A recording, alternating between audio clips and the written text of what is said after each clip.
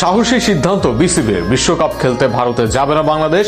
BCB নিয়েছে এমনই সাহসী সিদ্ধান্ত।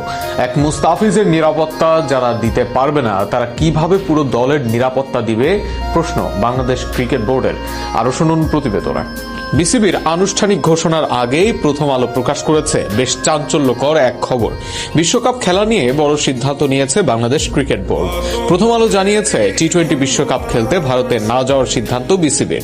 আজ দুপুরে 17 জন বোর্ড পরিচালককে নিয়ে হওয়া সভায় এই সিদ্ধান্ত নেওয়া হয়েছে।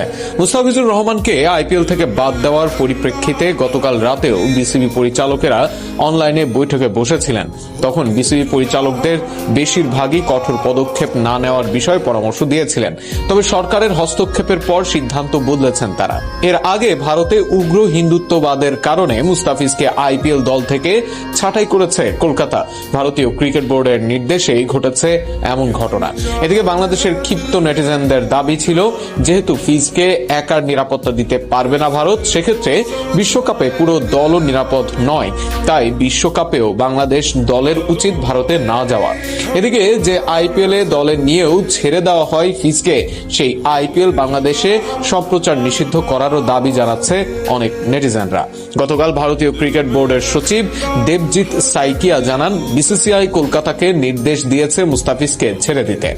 বিসিসিআই এর নির্দেশনা মেনে মুস্তাফিজুর রহমানকে ছেড়ে দেওয়ার বিষয়টি নিশ্চিত করেছে কলকাতা নাইট রাইডার্সও। সামাজিক যোগাযোগ মাধ্যমে এক পোস্টের মাধ্যমে জানিয়েছে কলকাতা ফ্রাঞ্চাইজিটি। সেই পোস্টে কলকাতা জানায়, আসন্ন ইন্ডিয়ান প্রিমিয়ার লিগ মৌসুমের আগে কলকাতা নাইট রাইডার্স নিশ্চিত করছে যে আইপিএল এর নিয়ন্ত্রক সংস্থা হিসেবে বিসিসিআই নির্দেশে বাংলাদেশের ক্রিকেটার মুস্তাফিজুর রহমানকে স্কোয়াড থেকে ছেড়ে দেওয়া হয়েছে।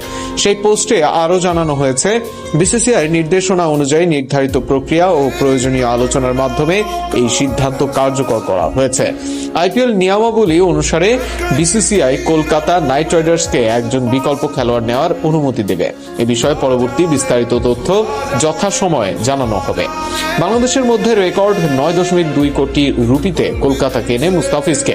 তবে এটা নিশ্চিত যে কোনো বাংলাদেশি ছাড়াই হচ্ছে এবার ইন্ডিয়ান প্রিমিয়ার লিগ।